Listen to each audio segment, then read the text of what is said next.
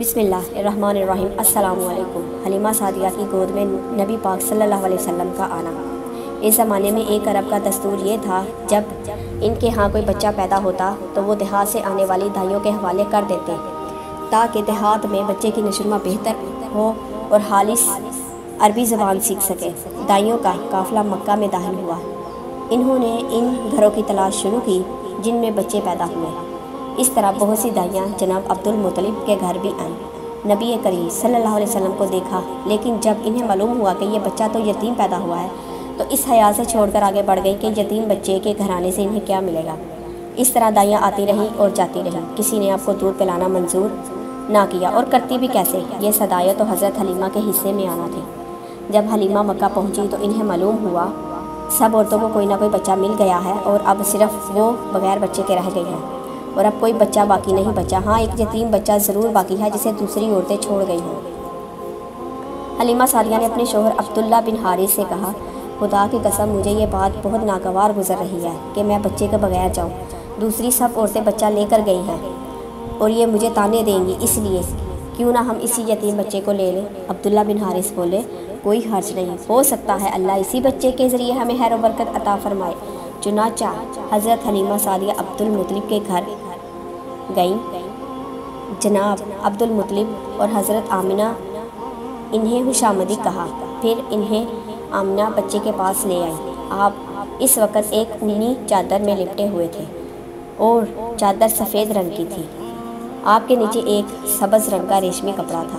آپ سیدھے لیٹے ہوئے تھے۔ آپ کی سانس کی آواز کے ساتھ خوشبو بھی نکل کر پھیل رہی تھی۔ حلیمہ سعدیہ آپ کے حسن جمال کو دیکھ کر حیرت زدہ رہ گئی۔ آپ اس وقت سوئے ہوئے تھے۔ انہوں نے جگانا مناسب نہ سمجھا، لیکن جوں ہی انہوں نے پیار سے اپنا ہاتھ آپ صلی اللہ علیہ وسلم کے سینے پر رکھا، آپ مسکرا دیے اور آنکھیں کھول کر ان کی طرف دیکھنے لگے۔ حضرت حلیمہ سعدیہ فرماتی ہیں، میں نے دیکھا آپ کی آنکھوں سے ایک نور نکلا جو آسمان تک پہنچ گیا۔ میں نے آپ کو گود میں اٹھا کر آپ کی دونوں آنکھوں کے درمیان میں بوسہ لیا۔ پھر میں نے آپ کی والدہ اور عبد المطلب سے اجازت چاہی، بچے کو لے کے قافلے میں آئی۔ میں نے آپ کو دودھ پلانے کے لیے گود میں لٹایا تو آپ دائیں طرف سے دودھ پینے لگے۔ پہلے میں نے بائیں طرف سے دودھ پلانا چاہا، لیکن آپ نے اس طرف سے دودھ نہ پیا، دائیں طرف سے فوراً دودھ پینا شروع کر دیا۔ بعد میں بھی آپ کی یہی عادت رہی، آپ صرف دائیں طرف سے ہی دودھ پیتے رہے اور بائیں طرف سے حلیمہ سعدیہ کے بچے دودھ پیتے تھے۔ پھر قافلہ روانہ ہوا۔ حلیمہ سعدیہ فرماتی ہیں، میں اپنے خچر پر سوار ہوئی، آپ کو ساتھ لیا۔ اب جو ہمارا خچر چلا اس قدر تیز چلا کہ اس نے پورے قافلے کی سواریوں کو پیچھے چھوڑ دیا۔ پہلے وہ مریل ہونے کی بنا پر سب سے پیچھے رہتا تھا۔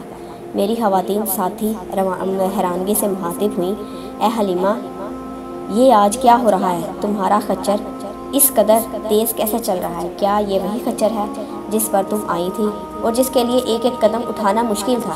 جواب میں حلیمہ سعدیہ نے کہا، بے شک یہ وہی خچر ہے، اللہ کی قسم اس کا معاملہ بہت عجیب ہے۔ پھر یہ لوگ بنو سعد کی بستی پہنچ گئے۔ ان دنوں یہ علاقہ خشک اور قحط زدہ تھا۔ حلیمہ سعدیہ فرماتی ہیں، اس شام جب ہماری بکریاں چر کر واپس آئیں تو ان کے تھن جو تھے وہ دودھ سے بھرے تھے، جبکہ اس سے پہلے ایسا نہیں ہوا تھا۔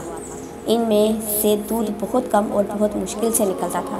ہم نے اس دن اپنی بکریوں کا دودھ نکالا اور ہمارے سارے برتن بھر گئے۔ ہم نے جان لیا کہ یہ ساری برکت اس بچے کی وجہ سے ہے۔ آس پاس کی عورتوں میں بھی یہ بات پھیل گئی۔ ان کی بکریاں باوسط بہت کم دودھ دیتی رہیں۔